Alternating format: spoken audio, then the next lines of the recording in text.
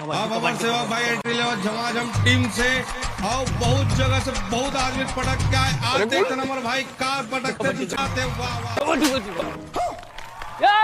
अब हमारे सेवक भाई लेके ए फाउल रे कैसे आ तो यार कैसे पानी मिल गया बोला। अरे मोर काका सूखा झापड़ मारे देखे दे रोल ऊपर गई पर कौन सा खेल के नियम है कि लड़ाई झगड़ा कर सकते हैं कैसे हो जाए। फाउल है वहाँ तो एक पॉइंट काटो घर में नहीं जानो काटो रहा बोल वो बोल कमेटी ला। अरे दे तो काका सारा मत सब मिले जुले लेकिन तय चिंता जानकर मैं तोर बदला लूँ। अरे धनेश तोर बदला ली चल। अब हमारे धनेश भाई लेवत एंट्री भी मौरी टीम से धरती माता पहले छूके अब ये मैच रही है हार जीत के नहीं अब हार पीट के काबर की हमारे